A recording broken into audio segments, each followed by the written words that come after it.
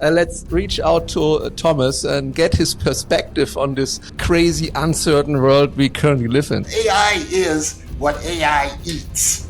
We know already from DeepSeek, for example, with the Chinese, that they fed that thing a lot of Chinese Communist Party propaganda. So there are all sorts of blind spots in DeepSeek's thinking because it looks at the world like the Chinese Communist Party. China is going to naturally dominate East Asia. The only one who's going to put up a real competition there is going to be India. That part of the world can become more India-centric over time as China ages and matures as an economy and a society.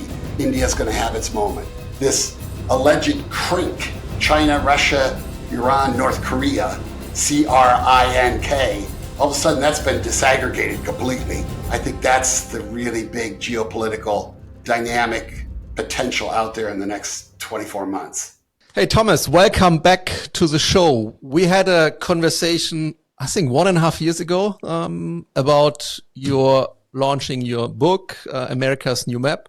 Mm-hmm. Amazing book. I can recommend it to everyone. But now a lot has changed and is changing in the world. And I just thought, hey, let's reach out to Thomas and get his perspective on this crazy, uncertain world we currently live in. So welcome back to the show, Thomas. Sure. I was just contemplating the distance between when I wrote the book and how I'm explaining it now. Mm-hmm. You know, I put the idea together in late 2021, wrote it in 2022, published it in 2023. At no point was I kind of massaging the material with the anticipation of Trump 2.0. It wasn't that I discounted it. It's just that I was projecting, a couple of presidencies down the road so as to avoid, everybody's response being, it's not going to happen with this guy. And yet I am surprised, having made an argument at the end of the book for an America's first grand strategy, a focus on the Western Hemisphere, not just a focus on the United States. I am a bit surprised to find a lot of logic from the book dovetailing with some of the more audacious, let's say, proposals that Trump has put out there, talking about Greenland, talking about Canada, talking about Panama, talking about waging war against drug cartels in Mexico. Lots of stars on your map. Yeah. Well, the idea that, we've long pegged him as an isolationist. But I think that the better way to look at it is to say, this guy wants to get back into sort of America rising mode. Mm-hmm. And his historical analogy is the late 19th century. And he feels like we need to be like that so that we could take on the Chinese, who were very much like that, very much in rising mode. India's coming on, EU's got its own strengths, and then there's Russia. And so his citing of McKinley, Teddy Roosevelt, that time frame, tariffs, kind of expansionistic talk, even though he's cutting back on responsibilities and obligations, say, across the Eastern Hemisphere, he is very aggressively thinking about acquisition and merger, in his business mind across the Western Hemisphere. And, I understand the logic of wanting to recapture that sort of earlier American persona. And frankly, he reminds me of Nixon in his first term. Nixon came in and said, man, I'm locked into this situation with the Soviets and the Chinese and Vietnam, and I have like almost no room to do anything. And that's why he decided to open up to China. I think Trump is basically doing a reverse Nixon at this point. He's opening up to Russia to give him more leeway and leverage with China. And likewise, I think, to take Russia off the table when it comes to any sort of showdown that seems to be looming with Iran. Okay, maybe before we continue, maybe give a quick introduction, a quick summary on the book, sure, because people who haven't read it, I think what I remember, you had the thesis that due to climate change, we need to basically open us up for migration and for expanding our territories to integrate countries that are not able to handle it so well. Exactly. Right. But now in the current world, it's more sort of anti-migration. So US is shutting down. Europe has a lot of right-wing movements. So a lot of high anti-migration mentality. So how does it work, and how do you see this evolving? Sure. Well, the argument is you got these three big structural changes that are exhibit tremendous variance latitudinally. Okay, so higher up versus lower latitudes around the world. Strong difference when you're talking climate change. Temperate zones become intemperate, but they're still quite livable. Lower latitudes become increasingly unlivable, unfarmable. Okay, so it really devastates the South, sort of empowers the North, climate change. So a big latitudinal variance there. Then think demographics, birth dearth, demographic collapse in the North, rapid aging, still young, still fertile, still cranking a lot of babies throughout the global South. So again, tremendous variance across latitudes. And then think about that emerging global majority middle class. I mean, the future of globalization is non-white, non-European, non-American, non-Western, non-Christian. It is more the global South. That's where the real growth is going to be. 1 out of 4 humans mid-century are going to be African, and half of those, more than half, are going to be under age 18. So you're going to be doing something with Africa or trying to figure out Africa to a certain extent if you want to make money mid-century. So those three things, really different risk profiles by latitude. And what I'm saying is you're going to see a lot of migration result because of climate change, because there is need for more bodies in the North, so to speak, as we get older and have fewer and fewer babies. I mean, that's just a reality. So that the migratory pressures we think we're feeling now, that force, already generating massive amounts of political friction. Yes, exactly. But it's going to get a lot worse. So don't confuse the friction, I say, with the force. Okay, right now there's plenty of friction. I'm scared of immigrants and all that kind of fervor throughout Europe, throughout the United States, throughout Canada. But let's be realistic. And this is something I brought up when we had the conversation here in the West, or I had it on the BBC. Trump saying Canada should join the United States as the 51st state. I would say something more like the 51st through 60th states. If I was going to do that, I'd make a much better offer. But think about it. 0.5% of the world's population in Canada, living on 7 to 8% of the best land you can find. Okay, and you could say, hey, we stole it last. We got here last and took it away from the locals. So it's ours now, and we're wonderful people, and we're Canadians, and we're tremendously polite, and everybody loves us. And we do. But the pressure that's going to come from a Latin America that boils over with climate change, and then all that arable, livable land up in Canada, there's going to be empty. Pressure. There's going to be pressure. And what time frame do you see for that? Well, a lot of this stuff is going to peak mid-century and largely be consummated by 2075. World population will top out by 2075 at about 10.5 billion.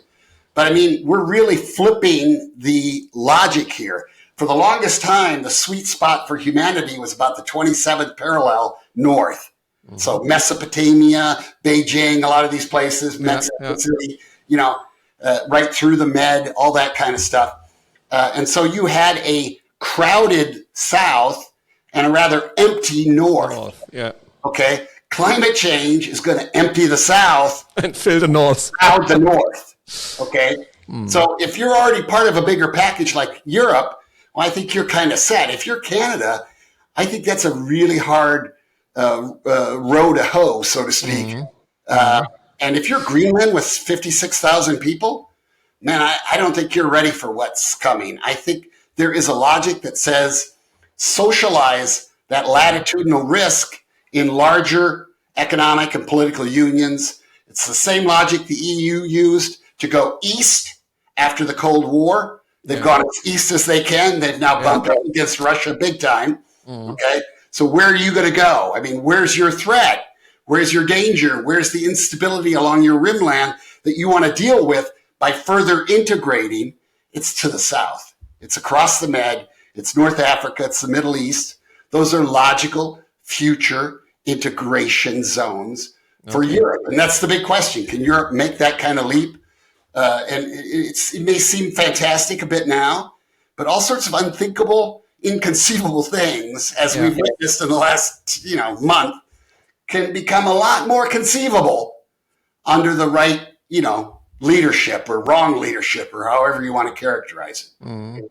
Interesting. But do you think that Trump said that he wants to take Canada as a next state for climate change reason, or what's his motivation for that?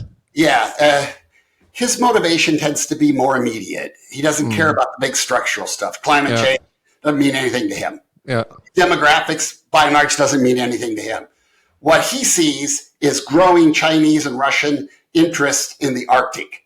What he sees growing Chinese interest around the world in rare earths and all that kind of stuff, and key minerals for the next phase, Industry 4.0 and all that kind of stuff. So he's responding to these competitive pressures. And what he feels like is that, hey, I'm locked down policing the entirety of Eurasia. I got like all these military bases around the world. I got a whole bunch of them in Europe to protect the Europeans. How long are we going to be doing that? He asked. Don't know for how long yet. Yeah. Then I got involved, during the Cold War, Korea, Vietnam, and I still got lots of troops over there. And at what point does that stop making sense? And then I got involved in the Middle East in the 1970s and 80s, the Carter Doctrine. And so I've got troops all along the rimland of the vast Eurasian landscape where there are four superpowers, Europe, Russia, India, and China. And am I supposed to manage all that from North America? Yeah. Is that my bill? That's what he's asking. And so I think he looks at the Eastern Hemisphere right now and he says, liabilities, obligations, no leeway. I got to cut these bad assets. I got to let them go on their own.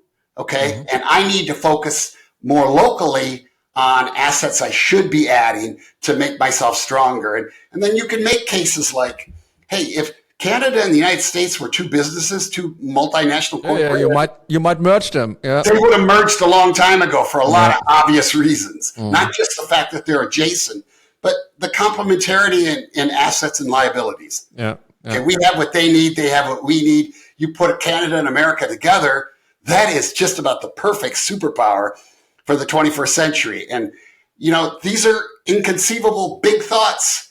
If you're coming out of the Cold War and your go-to is, containment, World War III, all these kinds of things that you hear from current leadership, we're already in World War III. You hear that one a lot.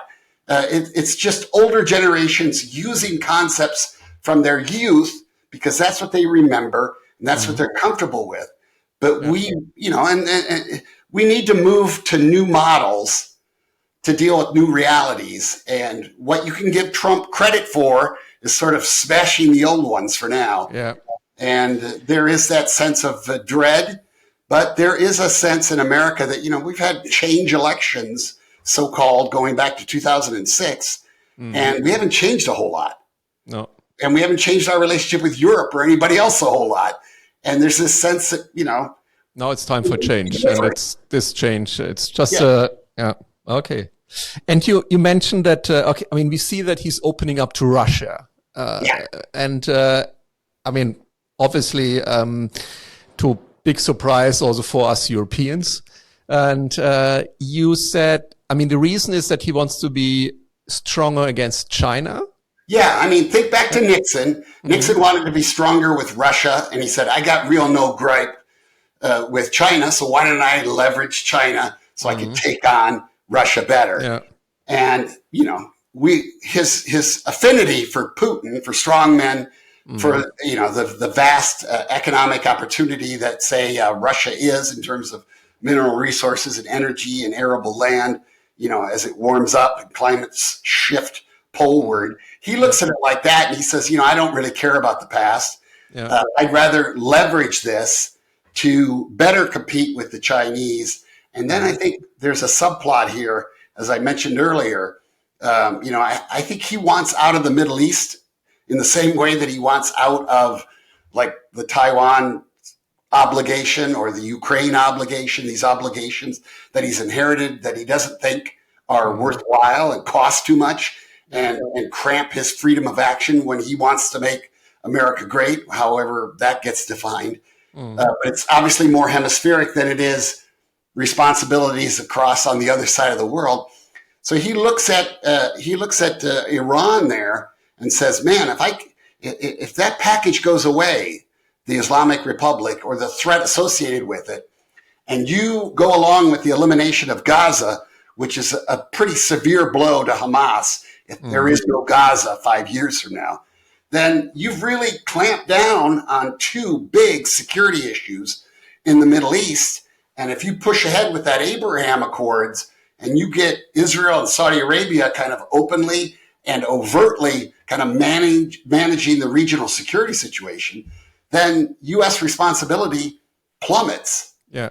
He's got a much freer hand to do stuff elsewhere, and he trusts the Saudis and he trusts the Israelis. So think about if you're going after Iran in this administration, which is, I think, out there as a thing.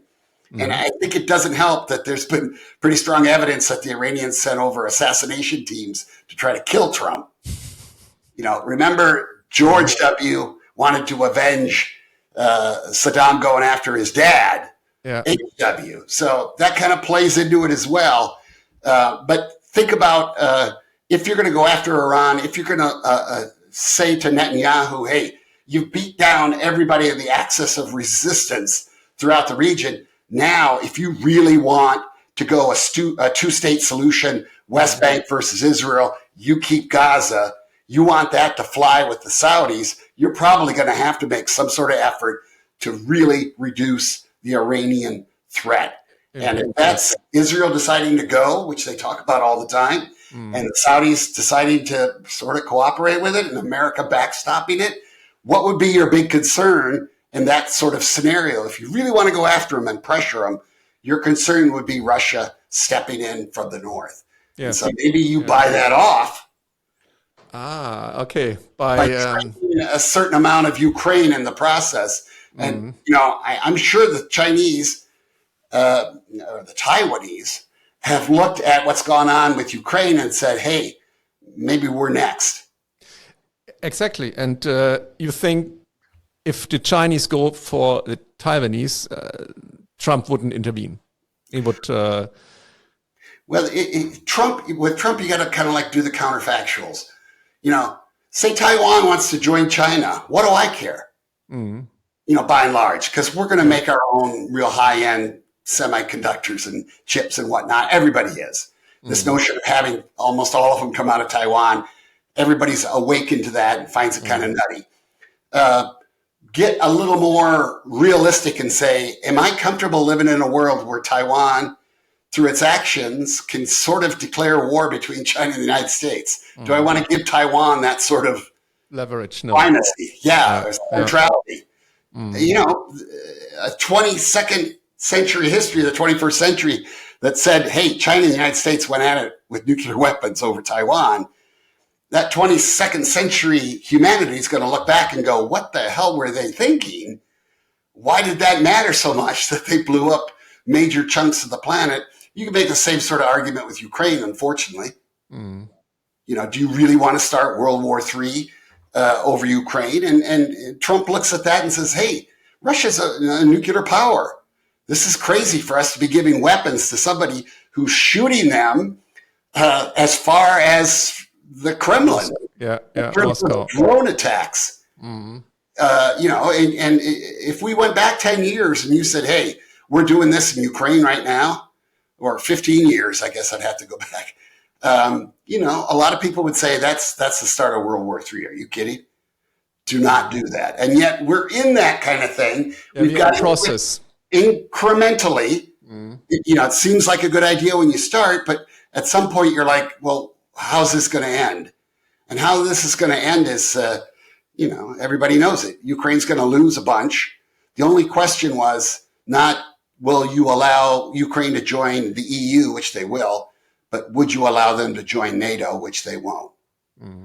Okay. And I think Putin's hurting enough now to want to get out of this situation, get out of the doghouse. I think Trump looks at that and says, hey, give him an opportunity to play again on the world stage. If I'm being told that this CRINK model, China, Russia, Iran, North Korea, is this 12-foot monster, how about I just knock them off, so that they're 4 3-foot monsters, and I can deal with them individually and maybe pull off deals. I back Israel, they take care of Iran for me. I make a deal with Putin, Ukraine's off the table. I make a mega deal with the Chinese. I get them to invest, say, $1 trillion in U.S. manufacturing over the next 20 years. And all their companies become like Honda and Toyota. They're not American owned, but they're American made. And they create jobs in America. That sort of modus operandi, that's there for the taking. It's been there for a while with the Chinese. It would take somebody with very bold vision to come in and kind of say, hey, I know we've had this thing with Taiwan forever, but I'm not going to the mattresses over this one, and I'm not going to the mattresses over Ukraine. These are, in larger perspective, kind of crazy routes, irrational routes to a potential World War III with nuclear powers, and there's no reason for it. That's his logic. And there's plenty of realistic logic in there, unfortunately. It makes sense. I mean, not saying that everything is good or it's ethically right, but from a logic point of view, for the world itself, I think your arguments make sense to me. Just to start with the premise, is it America's role to play a Leviathan to every crisis, tension situation in the world? No. We have military bases all over the planet. Yeah. We are capable of doing that, but is it sustainable? No, I would argue. Yeah. And if it's not sustainable, then we're going to share that responsibility with others. And are they going to be our favorites all the time in terms of their behavior? No, they are not. And you think, who's the mastermind behind this whole concept? I don't think there is a mastermind. There's no mastermind. No, it's just... No. I get accused a lot of putting lipstick on a pig with this sort of rationalization that I'm explaining it better than they understand it or even care to entertain the logic inside the Trump administration. I think that's a bit dismissive of the Trump administration. I think you just got to, like I said earlier, he's a real estate guy. So he sees assets that he wants to acquire or build, and he sees assets that he wants to shed. Yeah. And right now he's in load shedding mode throughout the Eastern Hemisphere. He's cutting deals. He wants less obligations, less risk. He wants to be able to concentrate at home, make America great. And he's got some, seemingly fanciful ideas about expanding the American Union. So he's tapping into that vibe that I cited earlier, end of the 19th century, where America is both kind of isolationist in the sense that it doesn't want to deal with the Eastern Hemisphere, and yet it's a bit expansionistic with regard to the Western Hemisphere. So Teddy Roosevelt carry a big stick and talk softly or walk softly, whatever. We're getting back to that. And that's just his sense, I think, his instinctive sense that I got to match China's persona right now in terms of competing around the world. And there is logic there. And when you look, when you take the public narrative, at least in Europe, it is, we have to invest in military. Russia's plan is goes further than Ukraine. So there's really this narrative that Russia will is after other countries, and then maybe even after NATO countries like Poland and so on. Yeah, I that's mean, a fear factor, and it's a legitimate fear based on behavior and a pattern of behavior. It's just it doesn't make sense from a logic point of view. And following your logic, it wouldn't really make sense, because if Russia wants to be back on the table, global table, then it would stop all this aggression and continue creating deals like Trump. Yeah, I mean, I think they're overextended. I think they got a lot of problems. He basically went through their sovereign wealth fund to fund this war. He's burned a lot of cash and a lot of bodies. And I think he needs it to be quiet for a period of time, and he needs to get back in the game. And so, he'll continue to be menacing. That's sort of his thing. And from a realistic point of view from the United States, that's sort of okay, because we need Europe to kind of step up and do its own thing anyway. That's the mindset now. So I don't have tremendous concerns about Russia versus NATO going forward. I just think we're shifting the balancing from being internal to the U.S. vis-a-vis Russia to one being internal to Europe vis-a-vis Russia. And I think that time has come. Yeah. You had an interesting conversation with another guy from the US, and he sort of had this thesis that, now Europe has to invest in military. And it's actually a good time, because we can invest now, we can build a military at the highest standard with AI, with robots, with drones and everything. Leapfrog some of the old stuff. Exactly, yeah, and not have all this baggage, so to speak, from the old century. Right. So this would put Europe in a completely different position in the world with a much more capable military force. I think what Ukraine shows is that the arrival of net-centric warfare, as it's been called for almost 30 years now, in the United States, is absolutely here. Yeah. It doesn't make sense to risk ground troops in any big numbers, big carriers, big, super expensive jets. None of this stuff makes sense. Half the casualties in Ukraine now are by drones. Yeah. And I could foresee 5 years from now, that's more like 99%. So do you need to create carriers and replicate the Pentagon? Absolutely not. You can go super cheap, super networked, super unmanned, super disposable. The many, the cheap. And Ukraine has shown that you can defeat a major conventional military effort by a large power by doing that. And I think the Europeans will luck out a little bit, having waited to this point in history to rearm in a serious way. I think it's going to be a lot cheaper and more flexible than it would have been, say, 20 years ago. Yeah. No, I agree. It's actually the best time to do that. Also, it's never a good thing to build up a military force, but it's needed. And I would argue on this one, that the military is reaching Ray Kurzweil's singularity before business, before government, before society. And that's not surprising. DARPANet begets the internet. Military GPS begets civilian GPS, drones. We've seen this pattern time and time again, that the military goes out and meets this technological breakthrough moment first, and then it diffuses out towards the civilian sector. I would say with this one, the complementarity or the overlap or the dual use nature of everything that goes into a future force today has tremendous applicability in terms of border security, in terms of policing within states. And it carries a lot of Orwellian feeling. Yeah. So the quality of your state will matter a whole hell of a lot.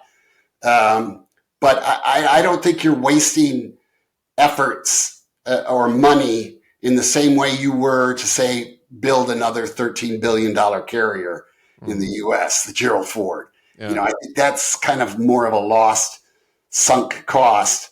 I think almost everything you do with regard to this new military environment that we find ourselves in is going to have benefits for domestic security. That's like a catalyst to drive other parts of the industry. No? Yeah. Right. We're moving from zero-sum defense to non-zero-sum security. And it's going to be a lot more inside countries and at their borders, and not just this model that says danger in the world is country A attacks country B. No, I mean, I wonder all the time that, I mean, to create real hazard in a country, you would attack the infrastructure, you would attack the electric power grid. You know, I mean, you don't need weapons anymore. Right. I mean, think about all the blood and treasure that Putin has spent to get just a little bit of land. Yeah. You know, 20% of Ukraine, just decimated his economy and his population and his military. And then compare that to the amount of money and effort he put in to, you know, despoiling American elections, let's say, exactly. The last 2 or 3 times, and the grip that he has over the far right MAGA movement in the United States. I mean, that guy has purchased some serious influence very cheaply, and it's paid off in a big, big way for him now with Trump. So then you would argue, why is he doing this war? I mean, why is he spending all this money and shedding all this blood when he can get a bigger impact with these methods? I think he's learned. Learned. You know, these things came contemporaneously. You know, think back, grabbing Crimea in 2014, Trump running president 2015. You know, these two things came together at roughly the same time. He's made the two efforts. I think he's learned what he can get with the old school stuff versus what he can get with the new school stuff. And that new school stuff is really the nature of competition across the world. To me, it's all about who builds the networks, who runs the networks, who captures the brand loyalty of the consumers in that pool, who has control over their access to information, you know, whose AI rules, what's its pedigree. Yeah. You know, we know already from DeepSeek, for example, with the Chinese, that they fed that thing a lot of Chinese Communist Party propaganda. So there are all sorts of blind spots in DeepSeek's thinking because it looks at the world like the Chinese Communist Party, which is makes sense from their point of view, no? I mean, right. So AI is what AI eats. Yeah. Okay. And data garbage in, garbage out. I mean, the data is limited, narrow perspective in, bias towards Chinese Communist Party rule. That comes out. So good luck searching Tiananmen or anything that's critical of China. You know, we've all traveled to China, and you go into that weird bubble where there's like no bad news about China anywhere in the world, because even if you try to find it on your browser, when you're in China, you can't. It just times out, never seems to go anywhere. That kind of reality can be taken and put over a Venezuela. It could be put over a Brazil. It could be put over a Thailand if it's done well. Yes. And to me, that's the nature of competition. China wants to get those nodes. And then adding the surveillance models and their point system and everything they put in place to control their own people, put this into states which are weaker and which are looking for this kind of methods to keep control of their people. Yeah. Right. And if you compare that model to the new reality of globalization digitalizing, globalization spreading to the global south, the rise of a majority global middle class largely centered in the global south, that model China has, to include Belt and Road, Huawei, Safe City, Smart City, all that stuff, the social credit scoring system, all that stuff, that makes a lot more sense for the competition now than having 795 military facilities across the world so that you can prevent country A from attacking country B at a moment's notice anywhere on the planet, because that's your responsibility. That's what Trump is running from.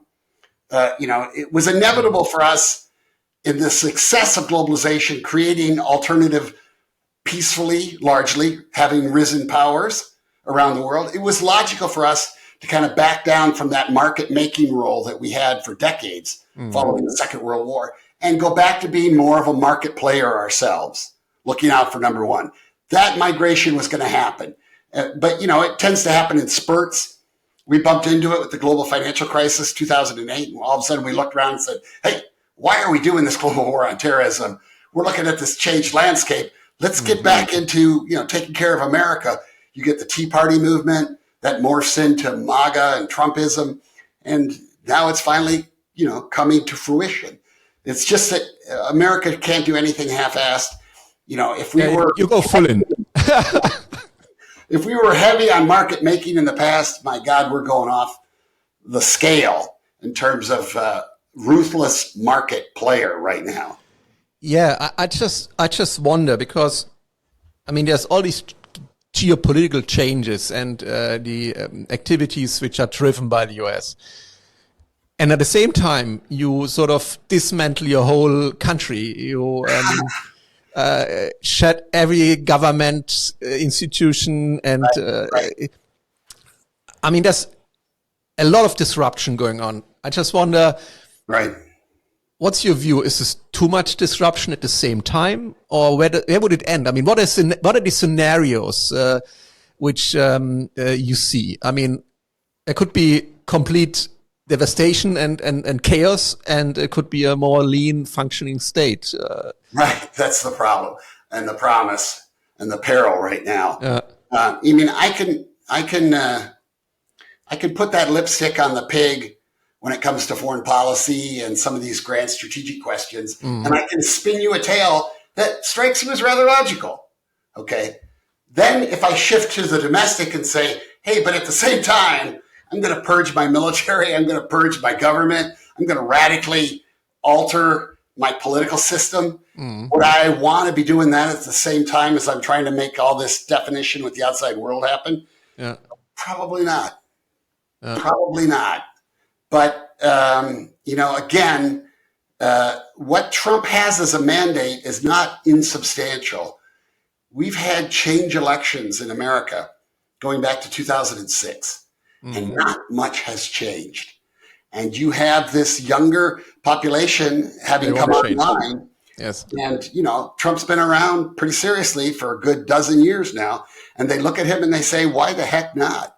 Why not let him do it? Because, the boomers, in terms of congressional leadership, what have they accomplished in the last 20 years? And the sad truth is damn near nothing. So there's this sense of let him smash for now. And let's hope this big bang yields something positive. There are elements on Trump's side, not unlike the neocons with the Bush administration back on Iraq, where they basically said, hey, Middle East is calcified. Let's just go smash it and see what we can get out of it, in terms of a better future for the Middle East. And so they went and they toppled Saddam. And their attitude was, this was the cynical part, hey, we do the post-war great. We transform the Middle East. Hey, we screw up the post-war in Iraq. We transform the Middle East. Either way, we transform the Middle East by destroying the old order. And there is a strong nihilistic element inside the MAGA movement, the Bannon and Stephen Miller, to a certain extent, some of these people really, really hardcore on their desire to destroy, and whatever comes after that is better than what we had. And then you have that public that's going, I know I got to move past this populist anger to something. What the heck are we moving toward? And unless we achieve some sort of liftoff with somebody like Trump, we're never going to go anywhere. We're just going to keep this incremental path that's unsustainable, that frustrates the hell out of people. That's interesting view. We had elections here in Germany. Probably saw the result. We had J.D. Vance coming here, speaking to the European at the AI summit and speaking to the German government at the security. Pardon? Pretty scoldingly. Yes. How do you see Europe positioned in this new world order? We tend to be more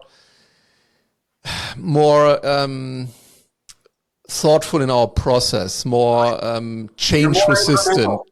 More incremental, exactly. We don't trash things and then see what's coming out. We want to have a more controlled process. But when you put us in this whole context of the changing world, of mega disruption in US and the power shifts between Russia and China, so what role would we play? Yeah. How can we position ourselves in a way that we play a role? The glass half empty explanation is that Europe is basically Churchill and Britain standing up to the Axis powers in 1940. You're kind of almost on your own. You're the only ones left who are serious about being a market maker, about the rules of the system, about the norms. Yeah. And in many ways, that's your most impressive export, is the fact that you're sort of an intransigent minority within the global economy. And you say, hey, you're going to come to our neck of the woods. You're going to behave a lot better in terms of privacy on AI and all these other things. Mm-hmm. So you force, because you're a big market, really kind of the biggest one out there in terms of total consumption, you force the rest of the world, sort of like California forces the rest of America, to a higher standard. Yeah. Okay. Yeah, exactly. This is our attitude.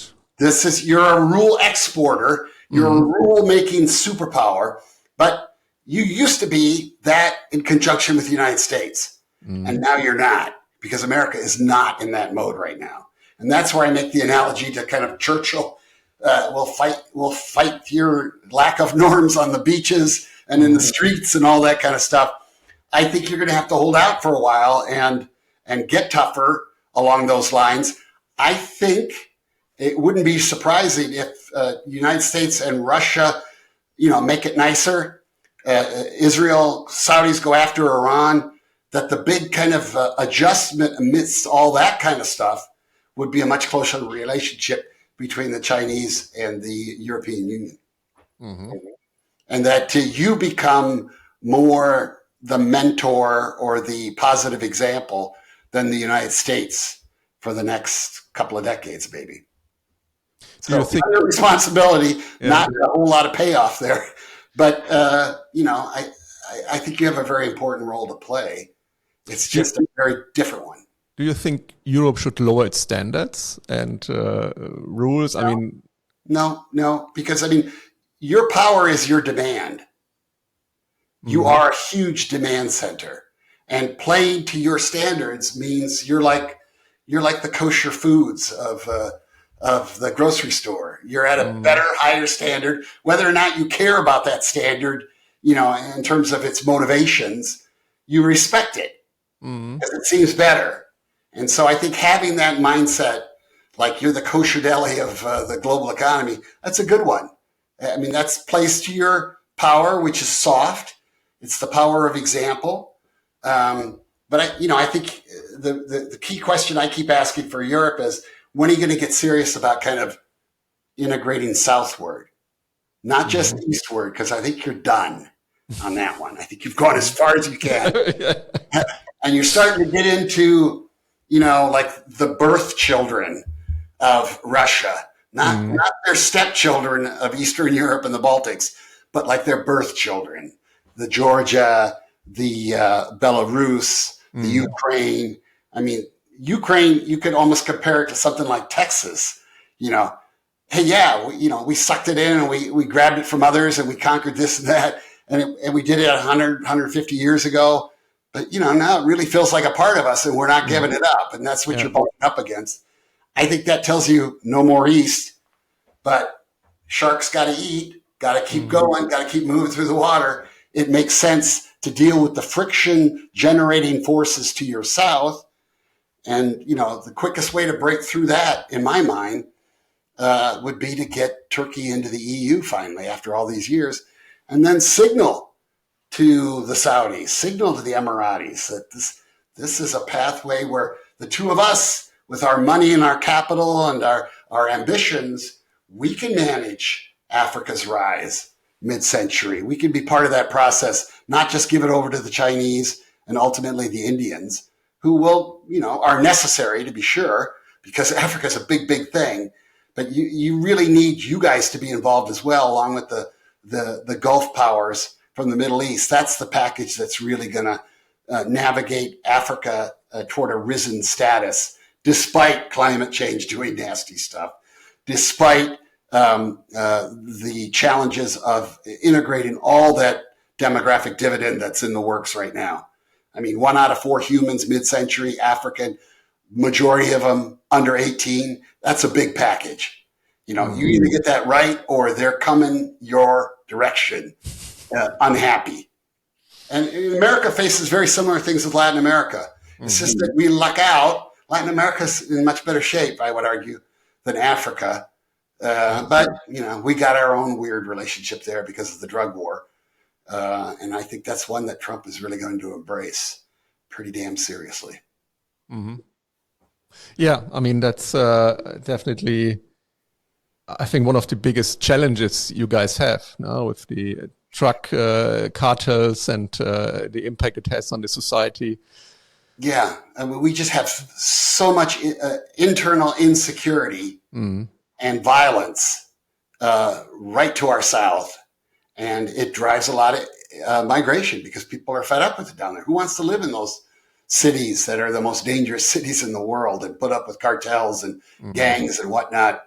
You know, so if you don't want them all coming, my argument is, if you don't want them all coming from the south, then you better start extending networks and belonging and security in their direction to calm that thing down, keep as much of the population in place while accepting a certain flow, because, you know, you're shrinking demographically and you're aging and you're not having babies like you used to. And so it's only logical to let in a certain amount of people, because that's been a secret growth sauce for America for decades and decades. The fact that we import labor at its working age gives us kind of an artificial demographic dividend that never goes away.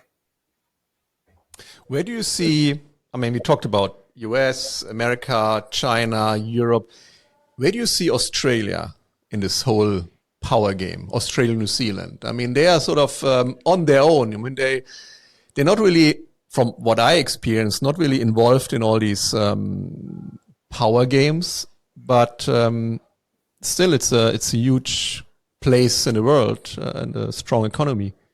I mean, China is going to naturally dominate East Asia. The only one who's going to put up a real competition there is going to be India.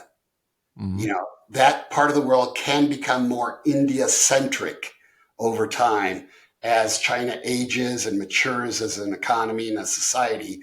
India is going to have its moment. And but the thing there is that, you know, China and India have a codependency.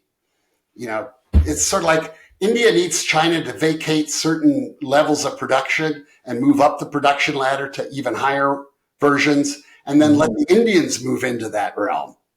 Okay, so when you join the global economy and you have your great manufacturing period, eventually your demographic dividend runs out. Then you have to start kind of moving up the chain of higher and higher and more advanced production. Then you need to slot in behind you people who do what you used to do. Okay, and that's sort of like textiles in America and New England. Then it's in Mexico. Then it's in China. Now it's in Vietnam. It's that kind of reality. So India needs China to keep succeeding. China needs India to backfill to a certain extent. They both need each other's money and their markets to come together over time so they can take advantage and grow. And then ultimately, we sort of, as a planet, we need India to logically be the lead integrator of Africa once it's risen. Once India has risen, they would be the natural player to kind of step in and lead that. I want Europe there. I want the Saudis and others there. I want China there. I don't think the United States is going to be there in any big way. But you can see the codependency.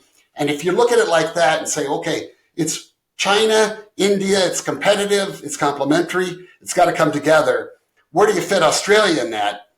You know, because of its size and whatnot, you don't really fit it in, I would argue. It's a minor factor. And its choice is really one of, who do I want to kind of join with over time? Not unlike a Canada. You know, it's big, it's got resources, It's got all sorts of possibilities. It's not a strong population. Does it want to get sucked into China's orbit over time, or does it want more of a trans-Pacific kind of orbit over time? I think trying to stitch together, as we have the Five Eyes, it's Canada, United States, UK, New Zealand, Australia, the five white Christian countries that came out of the British Empire and the old British Empire.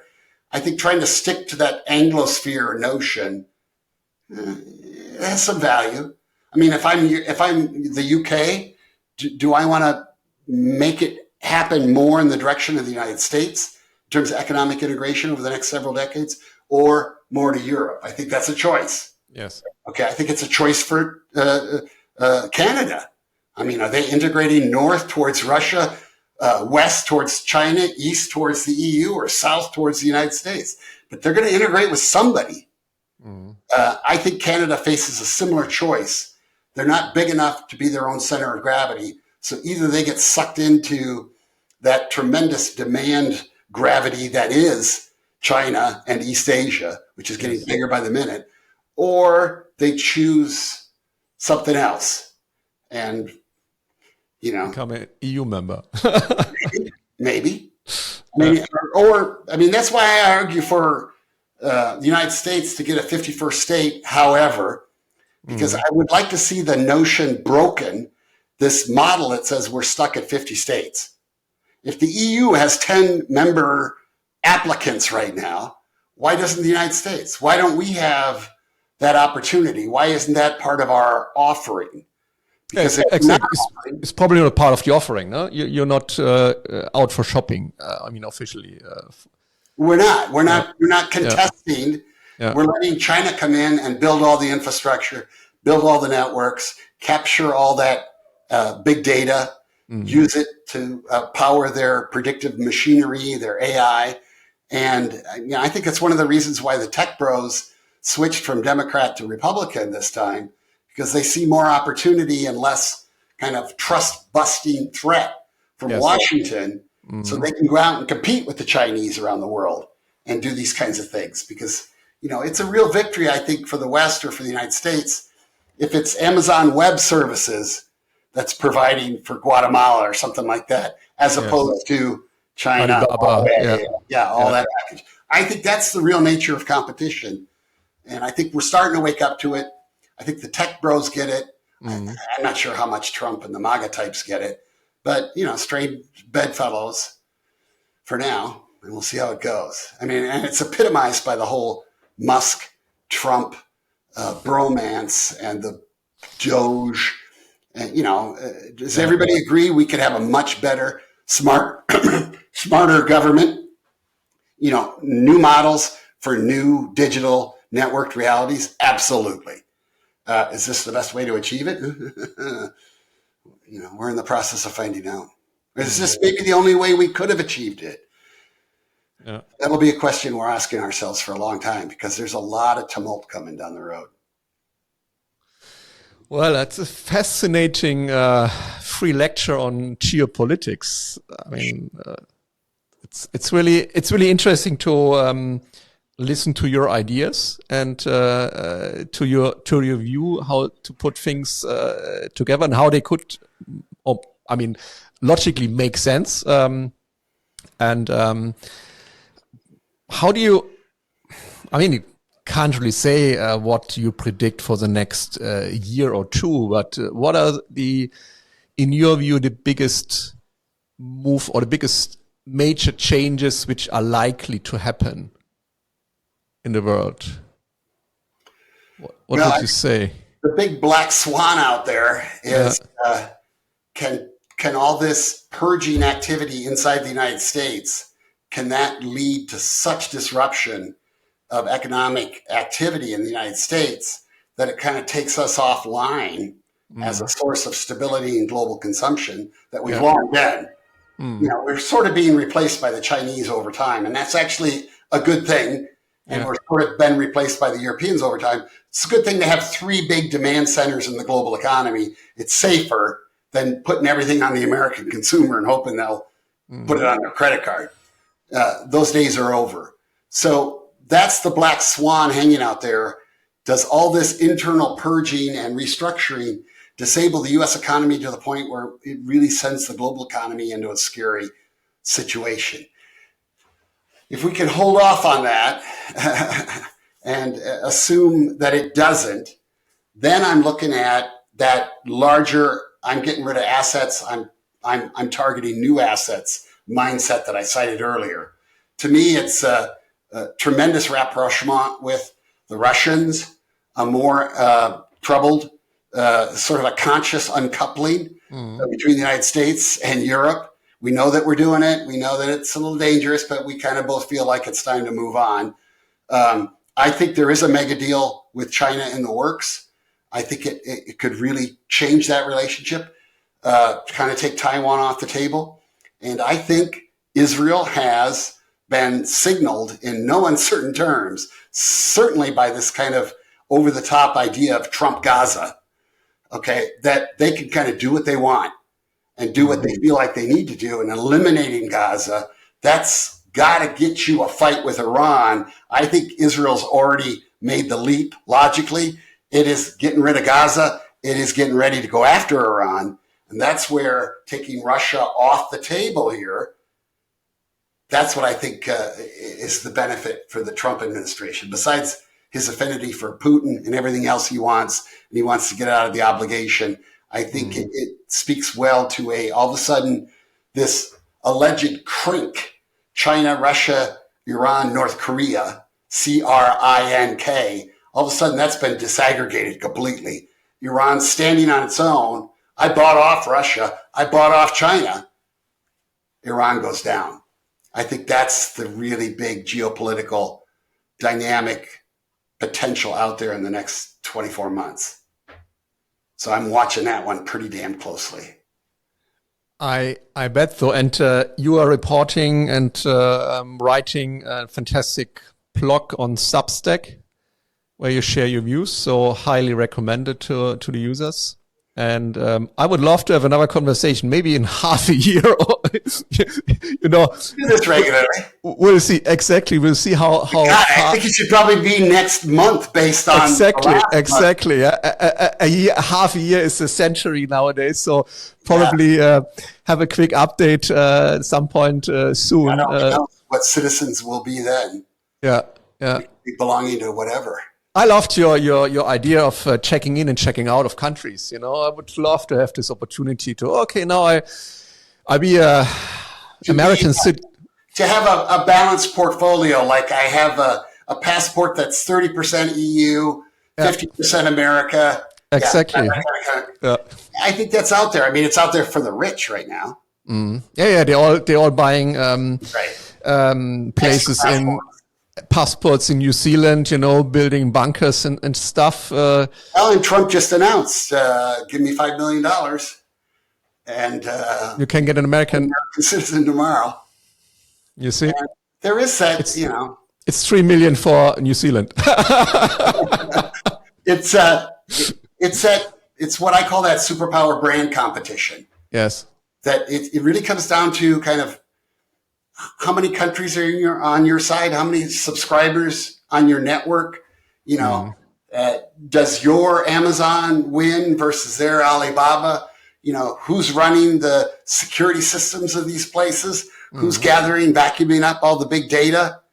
I mean, that's one of the subplots for the whole Doge thing, is to whether or not Musk is vacuuming up massive amounts of big data that's going to make his AI that much stronger down the road. I think you're going to see that sort of, I got to get out there and compete and network, otherwise I'm falling behind kind of stuff. And that's why I bring up Europe starting to have to think, in my mind, more about going south in terms of integration, and you're done integrating eastward. Or, like The Economist floating Canada joining the EU instead of there was an article in The Economist the other week. Right. Which I thought was tremendously clever. And my God, who's more establishment than The Economist? So when The Economist puts it out there, that's kind of telling you we're in a different competitive landscape. Yes, and everybody wants to go back and say 19th century imperialism and, oh my God, we're heading towards World War I and stuff like that. I think that's just a limited imagination based on, I know my history, I can't imagine different. I think there are all sorts of positive things that come out of this quintet of five superpowers kind of competing around the world. Ultimately, I want to see the United States and Europe do well because I prefer those kinds of rules. I want to see India rise up similarly. And then I think, Russia, to me, Russia could easily come apart in the next 3 or 4 decades because it's just a tiny percentage of humanity on a big chunk of land. And you got all sorts of players all around it, EU, India, China, that are going to look at that and go, could, almost like what Trump says with Greenland, could I do a better job of running you than the Danes? Might I make a little more effort? Could I put in a few Trump towers and make you happy along those lines? He's applying that logic to Gaza. Yeah, you mean there will be a new meme out for Greenland soon, Trump on a Trump power? Right. Well, we've tried to buy him before in the past. Yeah. And to me, it's always like, let me take you to the year 2050. Let me show you how climate change has really altered stuff. And then you ask yourself whether 57,000 people in Greenland can handle that world. Or do they need to join up with somebody bigger? Once you make that leap, then it's like, well, where do you go? Can I do better than the Danes? And if they're not thinking along those lines, they're kind of foolish. Just to stick with whatever it is, because that's how it's always been.